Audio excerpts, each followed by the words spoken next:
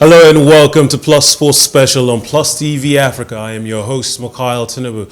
As the name suggests, it's a special episode of Plus Sports. And today I am joined with two very special guests. Mr. Kofi Sagoe, Chairman of the Cricket Association, Lagos State Cricket Association. Welcome on the show. Thank you and very of much. course, our longtime friend, Mr. Akin Denton, Thank Chairman you. Club Cricket Association. Committee, sorry. Yeah.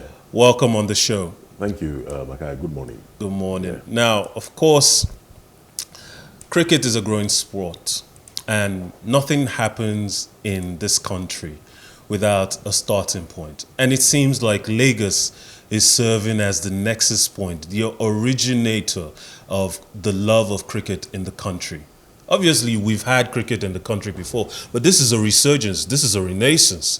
And you are both here with the opportunity to discuss for us, to enlighten the audience, how Lagos is playing a huge role in the development, redevelopment, resurgence of the sports in the country. Mr. Sagoe, welcome. Thank you. Thank you very much. I do have some questions that have been prepared. And some of it, at first, is to get a background. Okay. Now, you are a preeminent member of the cricket love affair in this country. You come from a prestigious family that has always, I can't even go back enough to a time when your family didn't love cricket, didn't participate in cricket. And you even have an older brother that was on the national team. So first of all, give us a brief insight into your involvement with the game of cricket. All right. Thank you very much. As you've rightly noted, my family, the Sagoe family, has been very well associated with this sport over the last century, I would say. I'm a third generation Sagoe involved in cricket.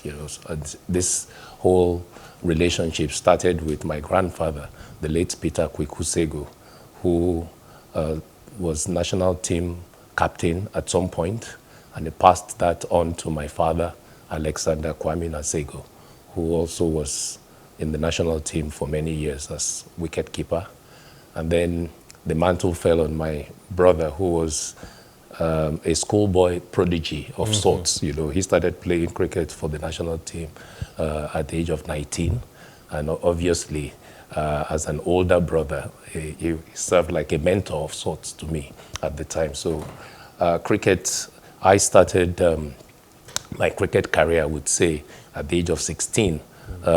When I say that, I say formal cricket, because I was involved with inter-house matches in Iwobi College and then later on King's College. But I started representing Lagos State at the age of 16 at the National Sports Festival. What was your position, please? My position, I was in the family? No, on the pitch. On the pitch, okay. So I was an opening batsman and vice captain of the Lagos State cricket team, intermediate to the Oluyole 1979 Sports Festival. So as an opening batsman, I was either number one or number two. So we were the people that, at that time, they would say that you need to take the shine off the ball and things. So I went on from representing Lagos State, made my national cricket debut in 1987, and then went on to become captain of the national team in 2001. And then I retired from the national cricket team in 2002. So you've had plenty of experience in the game at the highest level in our country. And can I just ask, are you mentoring anyone lately? Well, there are quite a few people that I would say one is mentoring directly, a fewer number directly, and indirectly a much larger population. True. So today we have a Lagos Colts team, which is a team that is participating in the Club Cricket Committee League for the first time at under 17. They are all under 17 players. So the age range is from 13 to 17. And we sponsor that team, into that for that purpose. As a general mentor for the sport in general in Lagos State, you're the chairman of Lagos State Cricket Association. So, what would you say is the scope that the LSCA is playing within cricket in Lagos? Okay, so the mandate that the LSCA has is to have oversight for all cricket activities in Lagos State. So it serves as an enabler and serves also as a regulator of sorts. So every activity, that involves cricket needs to be brought to the notice of the state. Not necessarily to get approval per se, but to have, knowledge of it, because we are an affiliate of the Nigerian Cricket Federation, and we have to do our monthly reports to that body. So all that takes place cricket-wise in the state needs to have come within the knowledge of that association. Well, as your estimable position affords you, you are directly involved in the development, every action that is taken regarding the sport in the state. Yeah. So, of course, you have an intimate relationship with Mr. Akin Denton. How did that relationship start? Yeah, thank you very much. So, historically, the Lagos State Cricket Association used to be the sponsor of the Lagos League, relying, on government subvention, given to the state's sports commission, and then, also the portion that would come to the Lagos State Cricket Association. But as you know, government has gone through different phases, and economically, the SAP years, from 1986 also had its impact on the, the coffers of government, So in 1987, some cricket stalwarts and adherents, stepped up, to form what you could call like in today's parlance, a PPP, with the Lagos State Cricket Association at the time, under the chairmanship of the late Mr. Popo Akin. And, the way it was structured was that the CCC would be the technical arm of the Lagos State Cricket Association. And it had the mandate, of running the league, okay, under some kind of self-regulation arrangement, So we have a league that is 35 years old and counting, and that has, representation from all the participating clubs, coming to form a structure which is the EXCO. And then we have it run, in a way where there's accountability and governance. I want to come back to the legacy of a 35-year-old league, but I do want to get the perspective of Mr. Akin. Yes. Getting involved in this venture, being the chairman as you are, how did it come about? Did you put your name forward? Was there an interview process? Was it only you that could do the job when they approached you? Okay, so just like he mentioned, the CCC runs under the umbrella of the LACA, and membership are all the clubs, in the league. So for you to come forward as an ESCO member, you simply needed to signify your interest, and then campaign amongst club owners and club captains, and then bring forward what you think that you can do, to take the game to the next level. That I did. Provided some form of CV for myself, showed them what my leadership style was, and we went into an election. Luckily, I had no other contender, with me on election day, so I was unanimously elected as chairman. But I work with a very supportive ESCO. We've been on board for almost 2 years now, and then sometimes in July this year, there will be another election. If they find it worthy for us to continue, then we'll vote us in or they vote us out. That's the way it is in cricket. Well, you must have a sense of your job security? I mean, managers are always worried when games are, falling by the wayside and they look like they're not going to be in the job for long. But you've had successes, and this year you've had the opportunity to have the second edition of the Gbolahan Olusegun Yeshao Cricket League. How far have you come from that? How far have you gone in all of your estimations of what you could achieve with the league? Okay, so last year, which was my first year as chairman, we had 15 teams participating in the first edition of Gbolahan Olusegun Yeshao League. But this season, we've had 6 additional entrants, so there are 21 now. So it's bigger. It's more competitive, and more responsibilities. So in terms of achievement, I think we've done fairly well. When this ESCO came on board, we said to ourselves that one thing that we needed to do and do well is organize a league that will be close to what is being done, outside of the shores of this country, particularly, in South Africa. With the numbers that we have, with the organization that we've put in place, and the structures, I think we are working in that direction. So it's had its own challenges, but it's been successful. And it's not an eternal thing, being chairman of the league. So when it's time for elections, we'll see how popular I've been, or how my constituency have seen that I've performed. You'll be left to them to. Speaking to decide. of challenges, nothing worth doing comes easy. Yeah. And I can see the passion in both of you. I've been in a room with cricket heads, and I've seen how much work you've put in, how much you still intend to put in. But what kinds of challenges do you suppose, can you enlighten us about having faced in the course of everything you've tried to do for the league so far? Okay, so just like in everything, there will always be a few challenges. And a number of them come to my mind, at this time. We decided as an executive to start the current season's league early, because we realized last year that we struggled to finish. There are too many games, and we struggled to finish on time. So we said we will start early, and we will start in October. We started on the 1st of October.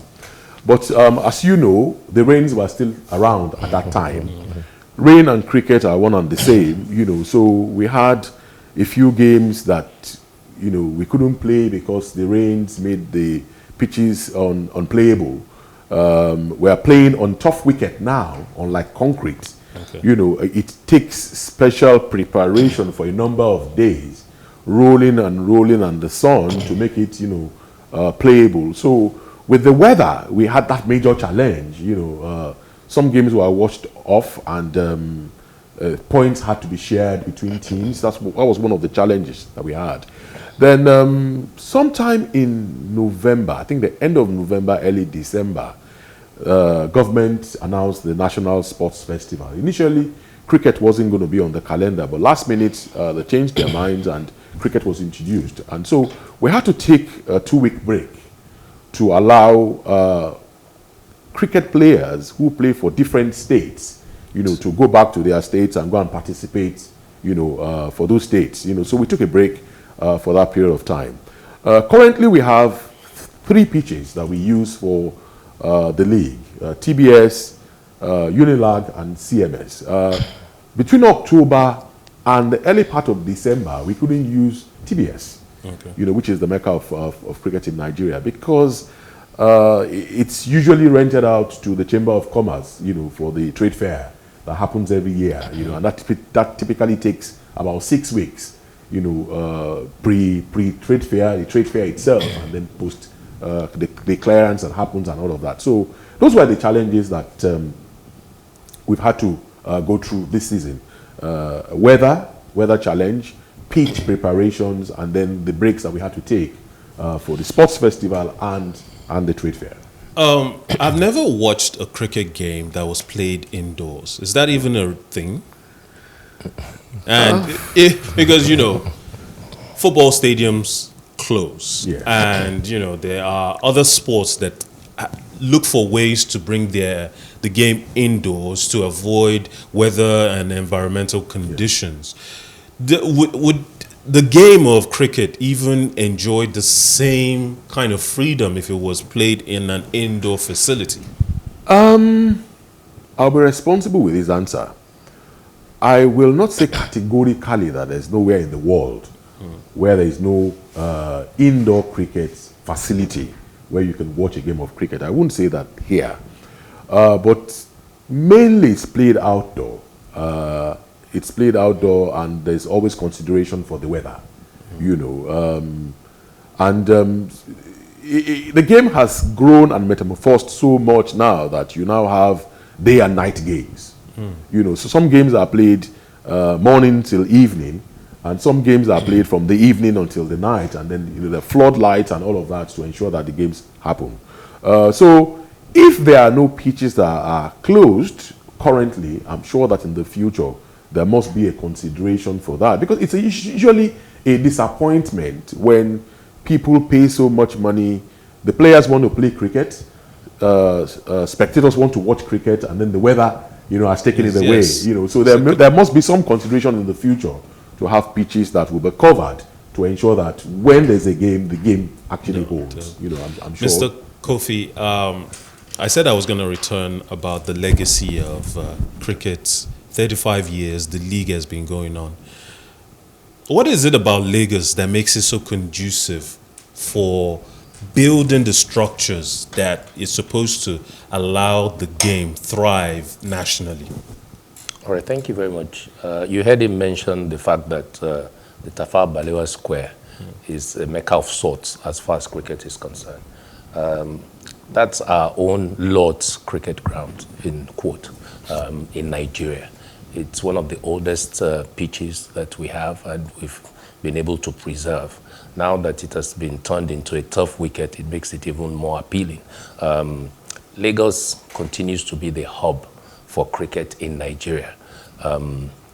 Aside from running the biggest league within, the confines of Nigeria, I dare say that it's even one of the, the biggest league outside of South Africa on a continental basis.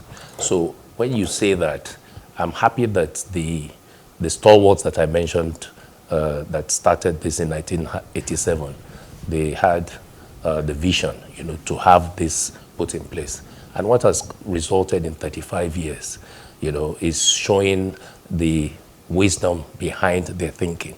Because if you look at the structure of even National Cricket Administration in Nigeria today, you find that there are quite a number of the products of the CCC, from players to administrators to umpires, and the technical side of the game. So we've had a general manager for Nigerian Cricket Federation from this CCC arrangement. We've had a National Cricket Federation, Nigeria Cricket Federation president from this CCC. And we still have serving, some people that are EXCO members serving in the CCC who are playing a role in national cricket. For example, the players rep on the National Cricket, Nigeria Cricket Federation board is a serving member of the CCC. So you continue to see the immense contributions that Lagos continues to play. We have some of our board members who are also serving on the committees in the NCF. Not many people are qualified to carry this or shoulder this particular responsibility, but you have the enviable responsibility to oversee all of the responsibilities, let's just go with that, of cricket in Lagos State. What are you doing to spread the game? What are you doing to grow it as time goes on? Okay, like I mentioned earlier, the LSCA is an affiliate of the Nigeria Cricket Federation. It's from that body that we derive our mandate. And the mandate that has been given to Nigeria from the International Cricket Council, ICC, is to have 1 million new entrants in the sport in a 4-year period. So what does that entail?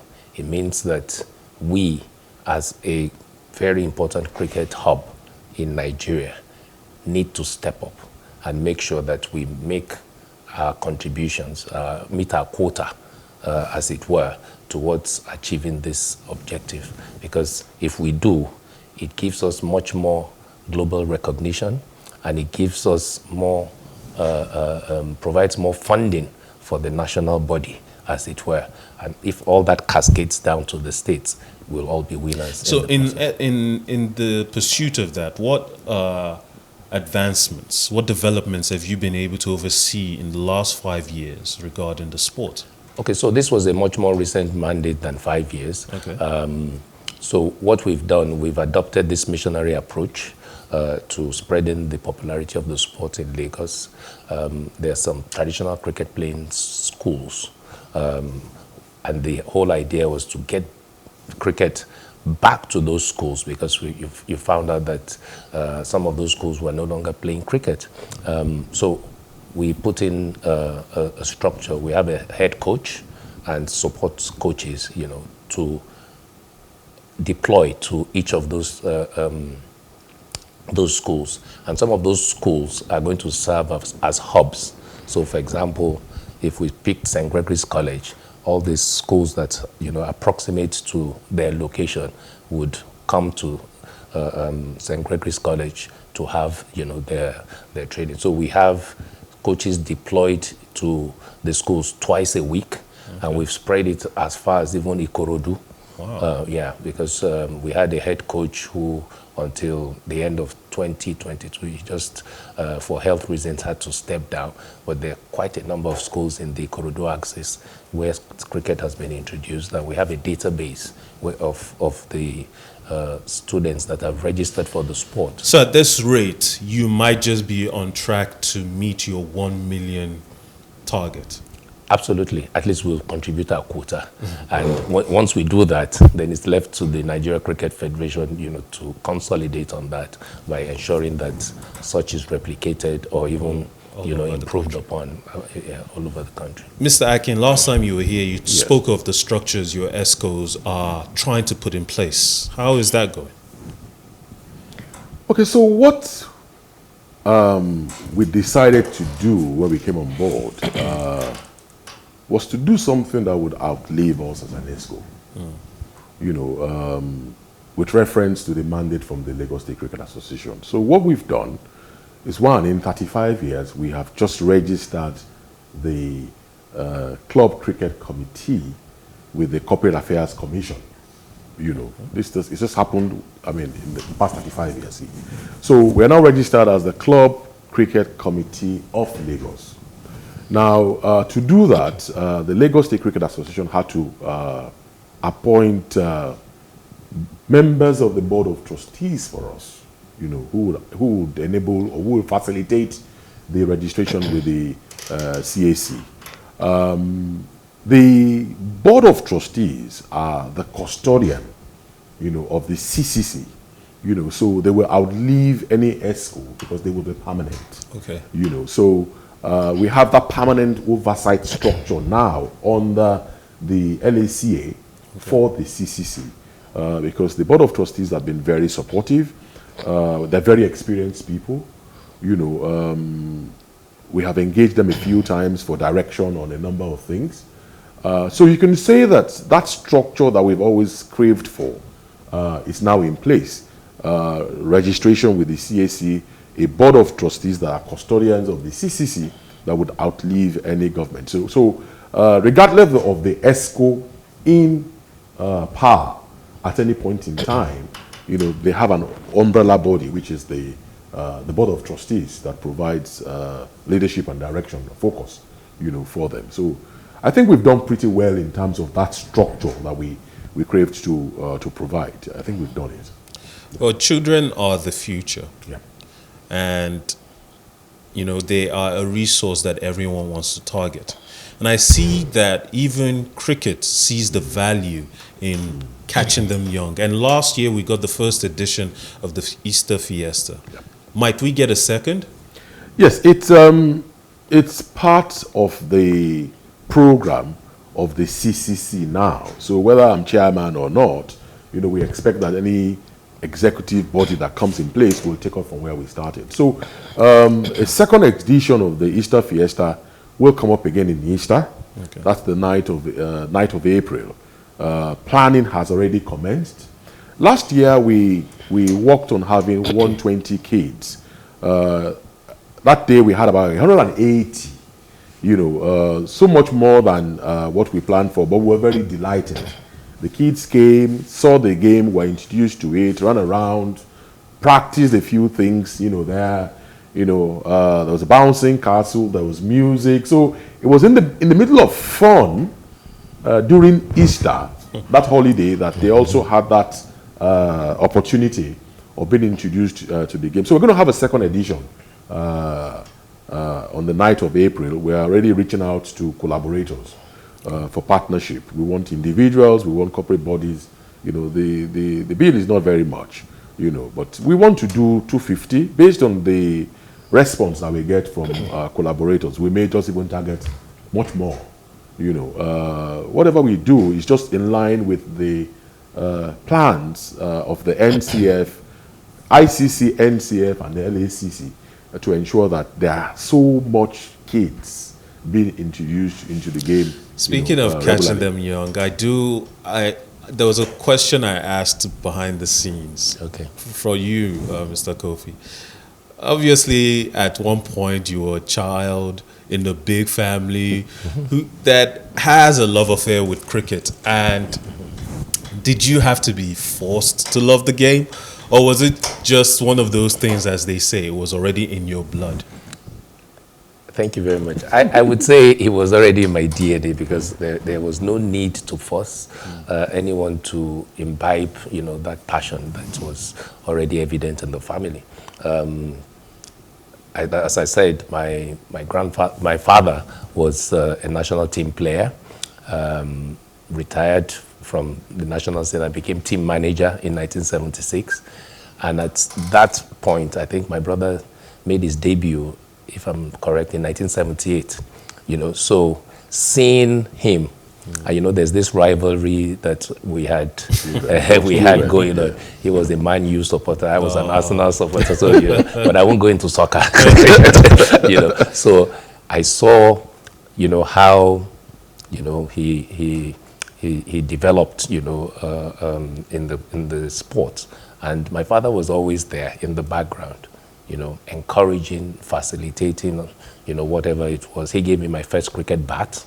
So we had a big enough compound, so we were always having, what we call casual crickets, games, going on. So it wasn't something that I had So to basically, no matter the disagreements you might share within the family, no matter the rivalries you might have in which footballing, sports club you support, cricket is the thing that brings you back home, that unites you all. Absolutely. So what does that say for your next generation of Sagoes? That's a very good question. We haven't done as much justice to making sure that there's a fourth generation of Sagoes that, to be quite honest and candid, but we haven't had the last of it, so there's still enough time to... I'm sure you have plans to cement a legacy of your own. Well, I did try. I did try. My son, went to Atlantic Hall when he was in secondary school, and he played cricket in Atlantic Hall. Okay. Played cricket while he was doing A-levels as well. In university, he also started playing cricket until COVID came. And, with the COVID years, we lost almost 2 years, of being careful of contact. So he's come back home now to say, I haven't played cricket for a while. I am reconsidering, if I want to continue and things like that. We are still at it. Yes. We are still at it. We're hoping that he will be convinced that that's where to be, rather than with some other sports that I won't mention. It sounds to me like what you need is a summit. Well, let's talk about collaborations. Nothing gets taken from an idea to from concept to reality without the resources, financial, manpower that is essential to get it to where it needs to be. Talk to us about the kinds of collaborations you've managed to get, sponsorships, individuals that have been generous enough to help. Okay, so Honorable Bolan Olusegun Yishau, representing Etiosa, has been gracious. He sponsored last season, and he has continued this season. So the trophy that we're playing for, or the trophies that we're playing for, are donated by him along with cash support. Seaway Water and Marker Plus, have been very supportive as well with their product, with cash, and as collaborators, of course, they have branding rights and things like that. Pet Foundation, what they have done is to provide awards to the men of the match, man of the match per month in each league, Division 1 and 2. They'll be giving cash awards to the man of the match, in both divisions.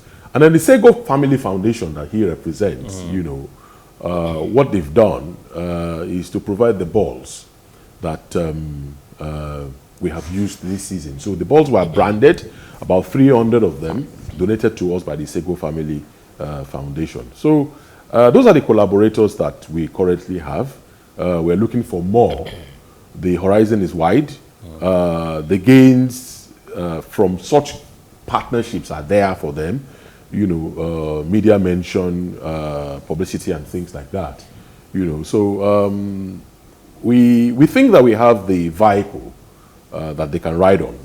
To express. I mean, we have it. Well, obviously, it takes a village, as they say, to raise any child. Yes. And cricket is your baby, and you're bringing everyone to the table to help raise it. So I want to talk about at the national level. Okay. Nigeria recently participated in an ICC tournament in Kigali, Rwanda, where we came second behind Tanzania, beating several other countries. What can you say, Mr. Kofi, about the contributions of Lagos State in this great achievement? All right, thank you. We're happy that the national team is making advances on the global scene with the continental qualifiers for the World Cup. We had a successful outing in Kigali, where we came second. Not because the team lost, but I think points were shared because the weather played a part in that whole situation. So as far as Lagos cricket is concerned, if you look at the core of that national team, it consists of players who ply their trade in Lagos. I would say well over 70% of that team are the participants in that team or the membership of that team. They are also members of cricket clubs. Out of the 21 clubs that are vying for honors at the CCC League, they're all there. We also have, participants, people that are involved in administration of one sort or the other. Even at the technical side of it, I'm a member of the selection committee, for example. So we are saddled with the responsibility of selecting, players.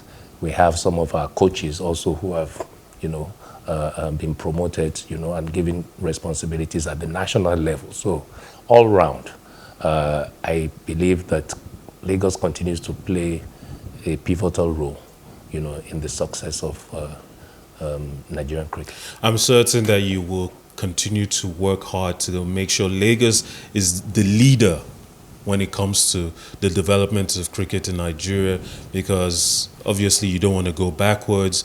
You want to always set the example for everyone else to jump on board. Meanwhile, Mr. Akin, yes, if you were to look into the crystal ball right now, obviously the future is bright, you would hope. What are the plans for the CCC in the near future? So what I would like to see, whether I'm chairman or not chairman, is to see so many more teams playing in the Lagos League in several divisions. Currently, we have Division 1 and 2. With the way we are going on, clearly there will be Division 3 and maybe Division 4 in the future. So I want to see an expansion of the reach. I want to see more teams playing. I want to see more spectators on Saturday and Sunday, come and watch cricket, regardless of the grounds where the matches are holding. Currently, you don't have to pay any amount of money to watch cricket, and it's a place where you can spend your weekend, at the Oval, watching a good game. The atmosphere is picnic-like, so you can bring the family, you can have a picnic there, you can bring your pets, you can bring your children who want to ride bicycle. The space is there, and the ambience, there as well. So I want to see much more. I want to see more clubs. I want to see more spectators, and I want to see a situation whereby, you currently say biggest league outside of South Africa. Yes. I want to see us in the first instance competing with South Africa in terms of reach and participation, and then taking it beyond that. Well, right now, the league, it's skipping my mind. The Cricket Committee League. The Cricket Committee League right now is just returning from its hiatus. This weekend is your first weekend back. Yes. 6 games taking place across 3 grounds. Yes. TBS, Unilag, and CMS Grammar School. 2 games on each ground. Yeah. Obviously, this festive period has already been one where people flock to the beaches. Yeah. But I'm sure you would love to tell the people at home that cricket grounds are open, available for another option for them to go and enjoy themselves with their families. So absolutely, the league is back in both divisions on all the grounds. I believe we have the schedule for this weekend. Yes. Let's see that. On all the grounds, cricket, TBS, Unilag, and CMS. It's that avenue for you to just simply relax with the family. Come out, watch a good game of cricket, teach your children the game, create that picnic-like kind of environment. You can even have your barbecue on one spot on the corner, and things like that. We just encourage as many Nigerians, Lagosians, to take the opportunity and visit on any of these grounds, and the games are there, to be watched. Take advantage while it's free. Absolutely. Well, thank you to everyone at home, wherever you're catching us, watching us on Plus Sports Special on Plus TV Africa. I have been joined today by Mr. Kofi Sagoe, Chairman of the Lagos State Cricket Association. Mr. Akin Denton, our regular friend on the show, Chairman of the Club Cricket Committee. It's always a pleasure having you on the show, and I'm sure we'll have many more opportunities to have Mr. Sagoe on the show as well, to keep us abreast of all of the developments of the sports in Lagos. Thank you again to you. Always a pleasure. Remember, life is never boring with some sports. I am your host, Mikhail Tinubu. Do have a wonderful day, and catch some cricket while you can.